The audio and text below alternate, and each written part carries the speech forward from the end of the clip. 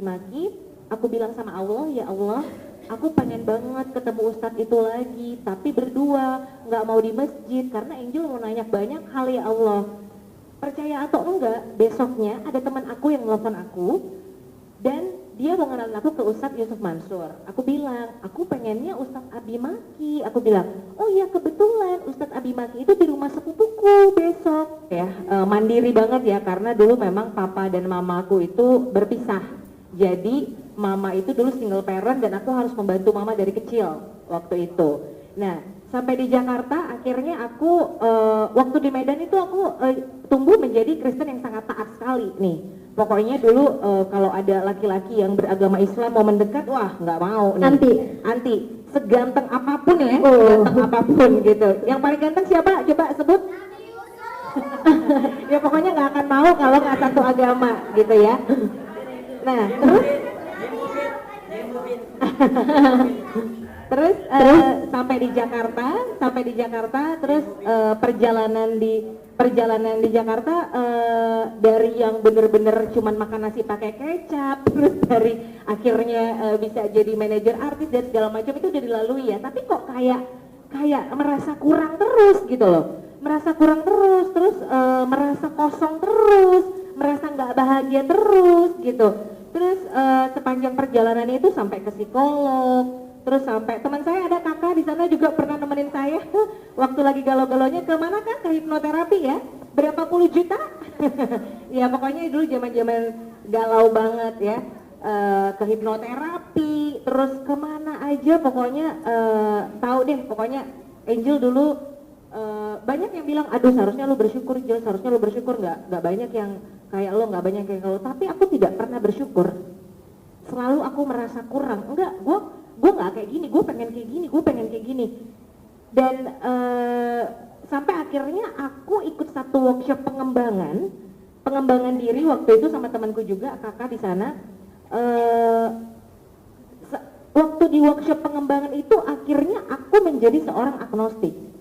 Waktu itu di workshop pengembangan diri itu memang kayak di brainwash ya, kalau misalnya agama ya cuma mekanisme gitu sebenarnya, yang perlu adalah cinta kasih ke orang. Jadi belum tentu agama kita yang paling benar juga.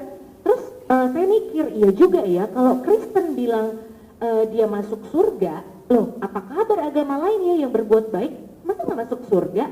Terus kalau Islam doang yang bilang masuk surga, apakah beragama lain ya masa orang baik nggak masuk surga, yang kayak gitu-gitu loh, pemikiran-pemikiran kayak gitu. Ya akhirnya oh ya udah, aku percaya Tuhan pencipta alam semesta, tapi aku nggak percaya agama itu cuma buatan manusia. Akhirnya aku 1,5 tahun tuh agnostik.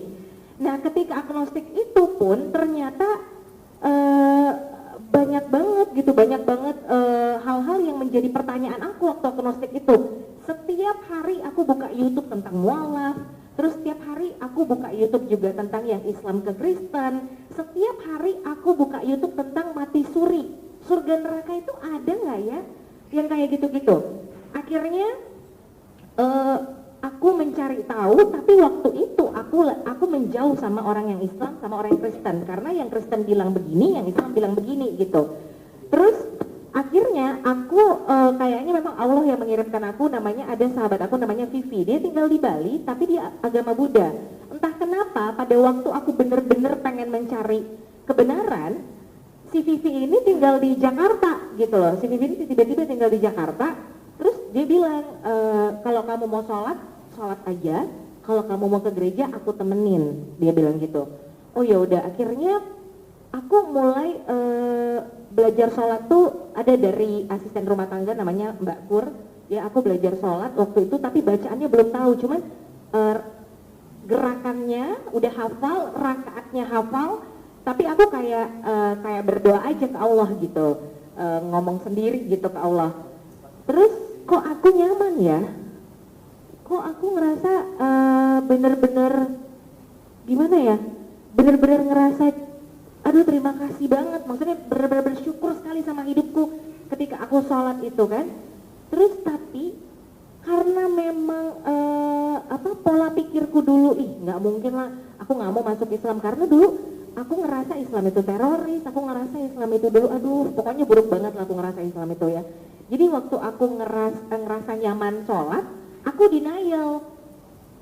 Nggak mau apa kata orang, nanti apa kata mamaku, apa kata adikku, apa kata ini, banyak banget lah pemikiran-pemikiran kayak gitu. Terus akhirnya aku ke gereja tapi kok nggak tenang ya. Terus aku ikut doa pelepasan, pokoknya aku semua ikutin dulu, ibaratnya aku mencari ketenangan gitu, tapi nggak ada aku merasa setenang aku sholat. Terus si Vivi ini kan orang Bali, akhirnya ngajak aku ke Bali. Dia kan agama Buddha. Terus aku nginep di tempat keluarganya ngajarin aku Buddha.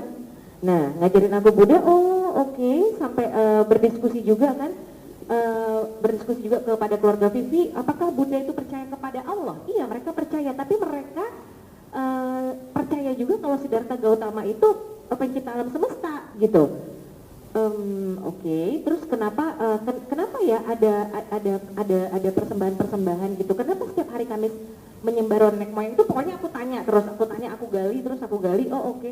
Terus akhirnya mereka membawa aku ke Ubud, ke Sebatu. Dia bilang, Angel kalau mau belajar Hindu, sini tante ajarin. Katanya kita ke Ubud, kita ke Sebatu. Oke tante.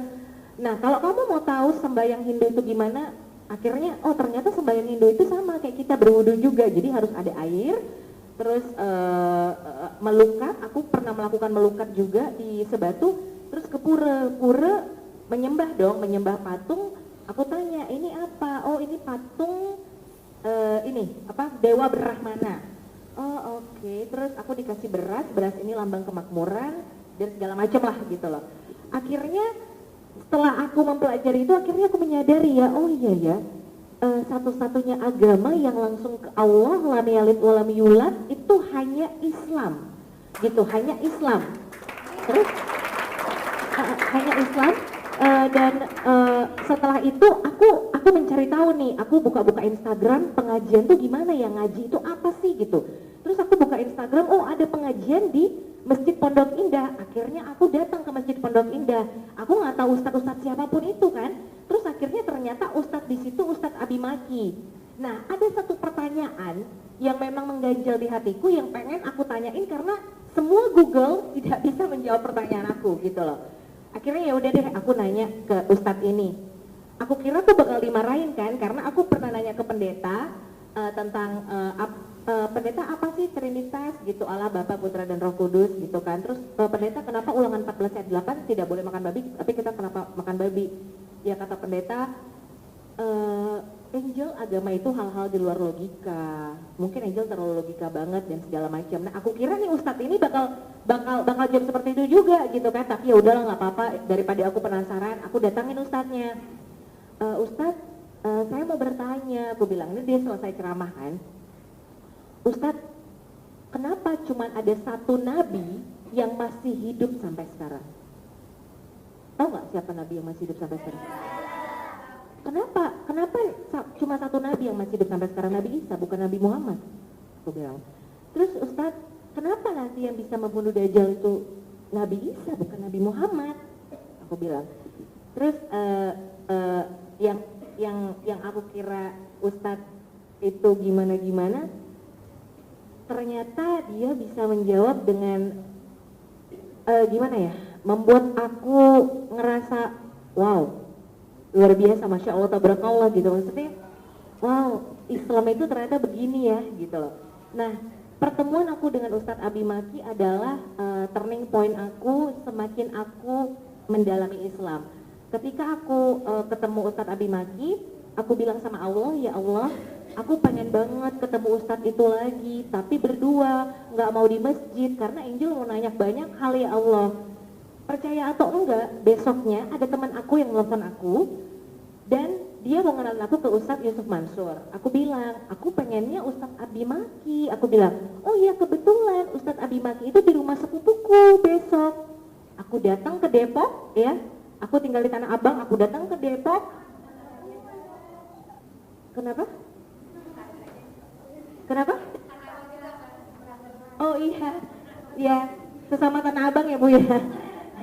Terus akhirnya alhamdulillahnya di sana aku bisa ngobrol sama Ustadz Abi Maki 2,5 jam dan Masya Allah tabarakallah, dari sana aku banyak banget mendapatkan keajaiban dalam hidupku ya. Yang pertama tadi tentang pertemuan dengan Ustadz Abi Maki, akhirnya dikabulkan Allah. Aku bisa bener-bener itu di rumah sepupunya teman aku itu ngobrol gitu. Terus yang kedua, aku tuh sholat di Masjid Kubah Mas, aku inget banget.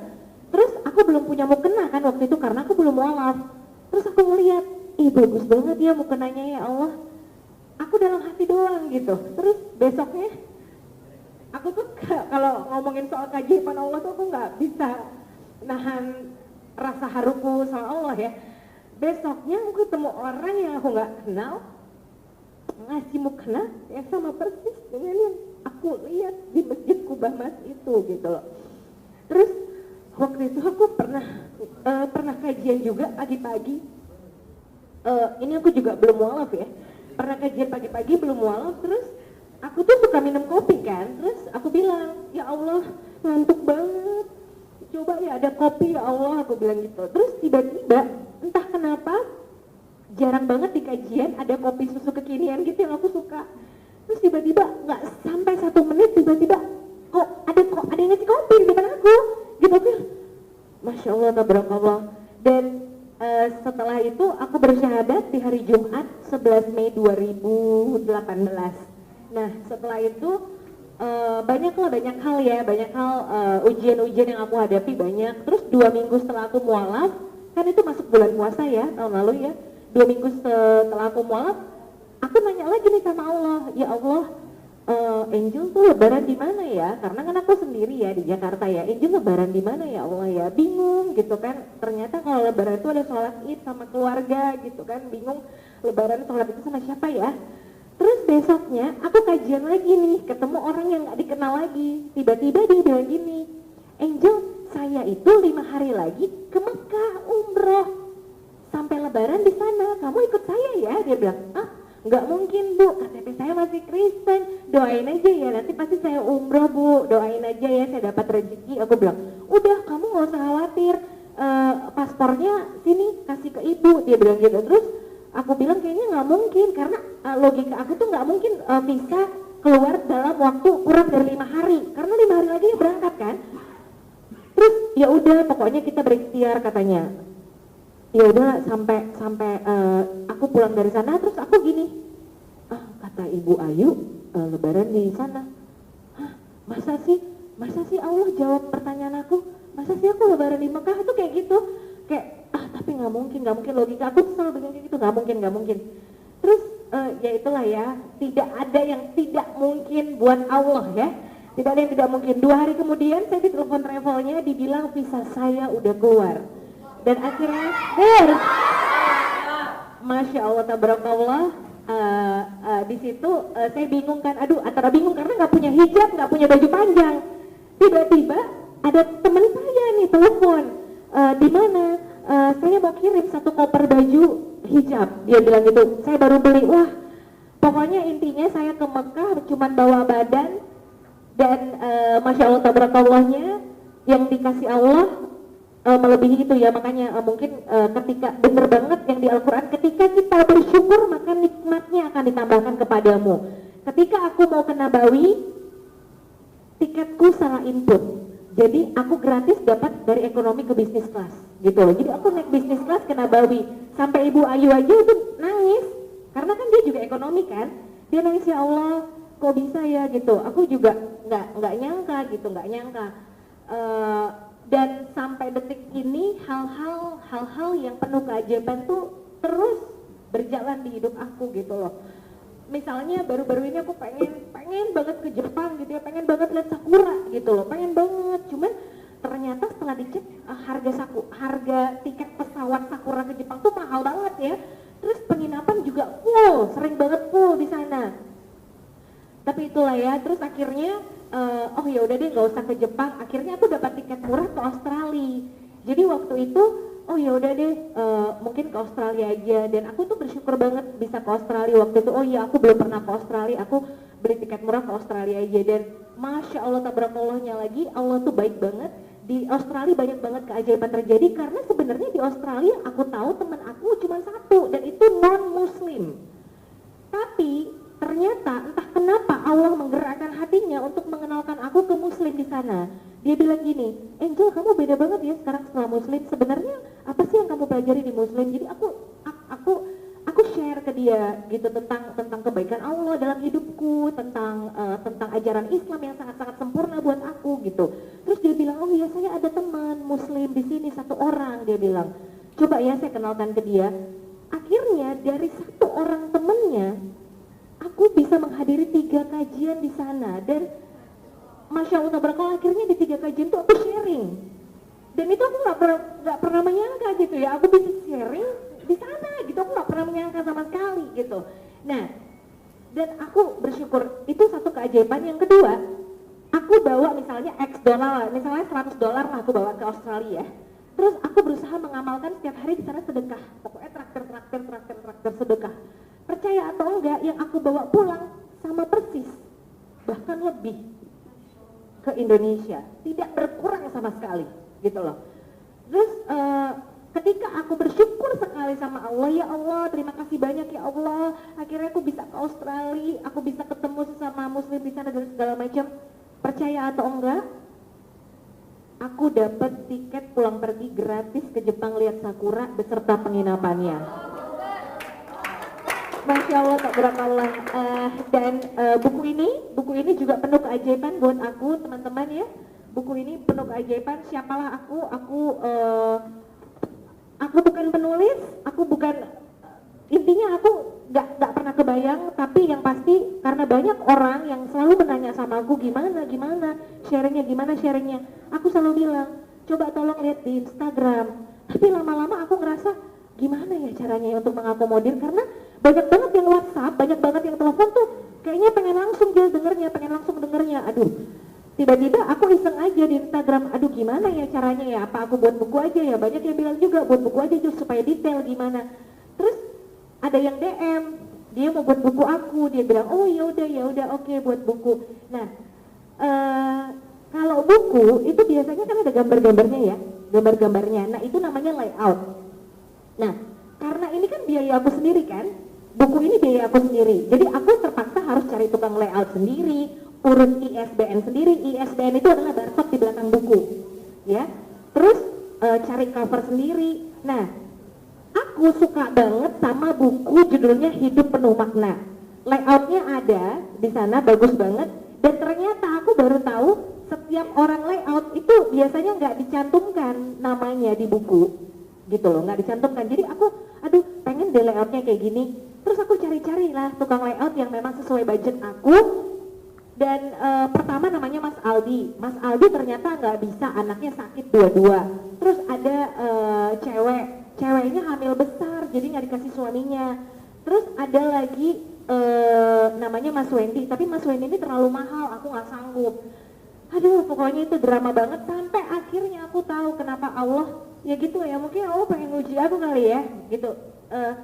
Terus ketemulah sama Mas Mulyono namanya, itu dikenalin orang. Terus pas ketemu sama Mas Mulyono, aku bilang, Mas Mulyono, saya pengen ya layout saya kayak buku yang ini nih, Hidup Penuh Makna. Dan Masya Allah tabarakallahnya Mas Mulyononya bilang gini, Mbak Angel kebetulan buku ini saya yang layout.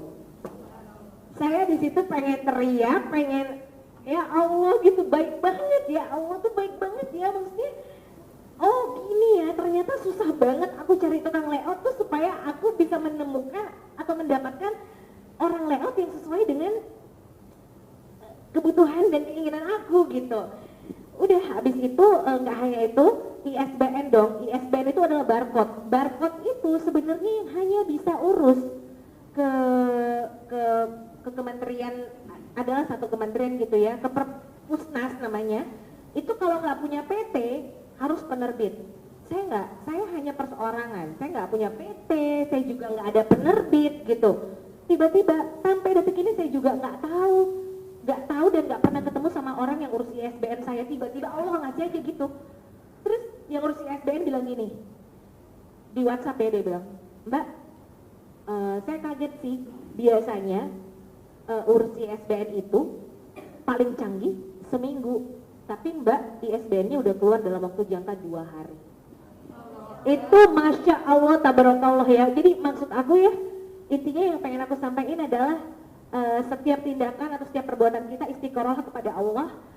Di saat memang kita izin ya Allah, jika engkau ridho tentang apa yang aku perbuat, tunjukkanlah ya Allah. Karena ketika kita memang berbuat untuk Allah, itu pasti kayak jalan tol, percayalah. Dan aku percaya banget kalau dulu aku nggak pernah, maksudnya aku selalu mengeluhkan, aduh kenapa begini. Ternyata aku baru tahu ya di Islam itu ada rukun iman kan, kodo dan kodar, dan kita harus percaya kodo dan kodar dari Allah gitu.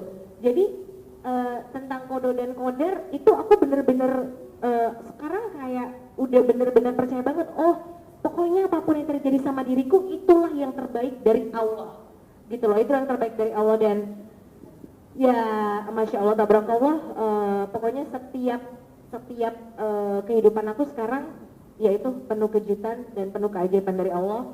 Dan doain ya, karena ilmuku masih jauh banget gitu, jauh banget. Makanya aku bilang aduh, setiap hari aku tuh doanya cuman kasih kemudahan aku untuk beribadah dan kasih kemudahan aku untuk membanggakan Allah gitu, karena Allah udah baik banget sama aku pengen gitu melakukan segala sesuatu yang benar-benar disukai sama Allah dan buat Allah bangga sama aku gitu loh, gitu ya. Paling itu yang bisa aku sharing tentang perjalanan aku menjadi mualaf. Ya semoga bisa bermanfaat ya untuk kita di sini. Oh ya, saya mau menyapa dulu. Ini ada pembaca bukuku, ada Vivi di sana. Vivi ini belum mualaf, dia masih Kristen Protestan dan dia mau belajar Islam. Vivi boleh berdiri. Semoga dimudahkan Allah ya Vivi untuk belajar Islamnya.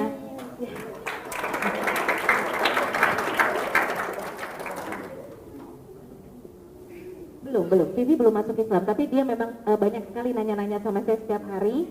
Ya, semoga dimudahkan Allah ya Vivi ya untuk belajar Islamnya ya. Semoga abis ini kali ya, abis ini Allah kasih kita doain sama-sama ya. Amin ya. Doain sama-sama, amin.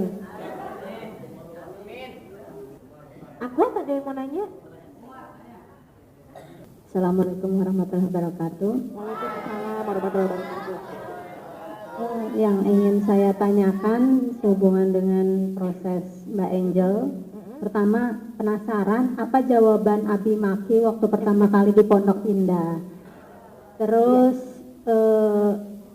pihak keluarga menanggapi keputusannya Mbak Angel itu bagaimana? Mungkin itu aja. Assalamualaikum warahmatullahi wabarakatuh. Ibu Santi. Ibu Santi, ya. Oke, Ibu Santi. Ibu Santi yang pasti dapat buku, ya. Di buku itu detail. Ibu Santi, di buku itu detail tentang jawaban Ustadz Abi Maki apa, tapi yang pasti singkatnya, Nabi Isa memang diberi keistimewaan dari Allah untuk untuk bisa membunuh Dajjal, dan memang kode dan kodar Nabi Isa, memang Nabi satu-satu Nabi yang hidup sampai sekarang. Dan detailnya Ibu nanti bisa baca buku saya. Kalau keluarga saya, ya siapa sih ya Bu ya, maksudnya nggak ada orang tua yang mau anaknya itu berbeda keyakinan dengan dia, nggak ada sama sekali. Mama saya waktu sebelum tes syahadat itu saya telepon, saya minta saya izin untuk syahadat. Mama ya seperti biasa ya, orang tua pasti marah gitu, siapa yang ngajarin gitu kan, kamu kayak gini karena doa mami, karena Tuhan Yesus kamu kayak gini ya. Tapi aku selalu bilang, Mam, memang iya karena Tuhan Yesus, tapi mami tahu siapa yang menciptakan Tuhan Yesus? Ya itu mamaku waktu itu terdiam. Terus ya seiring berjalannya waktu ya Bu ya, karena saya juga menunjukkan kita sebagai anak kan ibumu baru ayahmu ya. Saya tetap menunjukkan bagaimana saya sebagai umat muslim gitu kepada ibu saya gitu. Ya akhirnya ibu saya sekarang sama saya ya baik-baik aja. Alhamdulillah baik-baik aja. Memang ada satu adik saya sih yang memang belum bisa menerima sampai sekarang. Tapi ya tetap saya bawa dalam doa, semoga mereka dapat hidayah dari Allah. Ya. Ada satu lagi? Ada lagi yang mau nanya? Oh ini.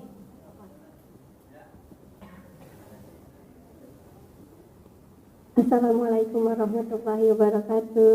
Angel. Waalaikumsalam warahmatullahi wabarakatuh. Salam kenal, saya Yolanda.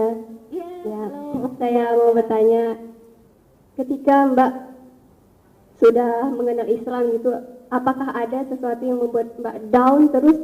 Rasanya kok begini ketika mengenal Islam? Apakah rasa pengen kembali lagi, dan saat dalam kondisi apa Mbak? Jika Mbak ada merasakan sekian. Oke. Namanya manusia ya. Pernah satu kali saya memang down. Tapi itu pun karena waktu itu saya ngerasa gimana ya? Tepatnya apa ya kata-katanya ya? Saya ngerasa wow, ternyata Islam wow. Maksudnya Islam banyak banget alirannya nih, gitu. Karena saya memang sendiri. Saya tuh orangnya kemana-mana gitu, ke masjid mana ada kajian saya ikutin, ada majelis taklim saya ikutin, pokoknya mau belajar aja gitu, tujuan saya cuma belajar. Cuman ternyata orang-orangnya maksudnya ya agak membuat saya waktu itu kok gini sih. Tapi sejak masuk Islam saya jarang curhat ke manusia, saya selalu curhat ke Allah. Saya tanya sama Allah, ya Allah gimana ya, maksudnya gini, karena jujur aja ya, misalnya ada gitu majelis taklim yang nggak usah ke ustadz ini, jangan ke ustadz ini gitu. Waduh, gimana ya, namanya guru, saya itu kan menghargai guru ya. Saya tidak mau membatas-batasi atau mempagar-pagari guru ini benar, guru ini nggak benar, enggak. Terus saya bilang sama Allah, ya Allah, gak ada satu ustadz pun di dunia ini yang pernah hidup di zaman Nabi, gak ada kan? Gimana ini ya Allah, saya harus belajar gimana gitu. Terus intinya tiba-tiba di YouTube saya itu tiba-tiba ada satu nama ustadz, ya, satu nama ustadz. Terus aku bilang sama Allah gini, ya Allah ini kenapa kok tiba-tiba ada satu nama ustadz ini di YouTube saya? Aku bilang gitu kan, ya Allah, ketika ini memang tempat aku bertanya, tolong pertemukan aku dengan dia ya Allah, dengan ustadz ini. Aduh merinding. Besoknya ketemu sama ustadz itu di rumah temanku dan ngobrol berdua. Ya intinya kata ustadz tersebut, Angel, jadilah pelari maraton, jangan jadi pelari sprinter. Karena ketika semuanya kamu pelajari, kamu bisa capek, bisa stop. Pelan-pelan saja asal sampai ke garis finish, yaitu jannahnya Allah. Amin. Gitu. Jadi kalau down sih sekarang manusia pasti down, tapi selalu nanya ke Allah, pasti dapat jawaban, pasti dapat solusi. Gitu Mbak. Masya Allah, terima kasih Mbak Angel. Assalamualaikum warahmatullahi wabarakatuh.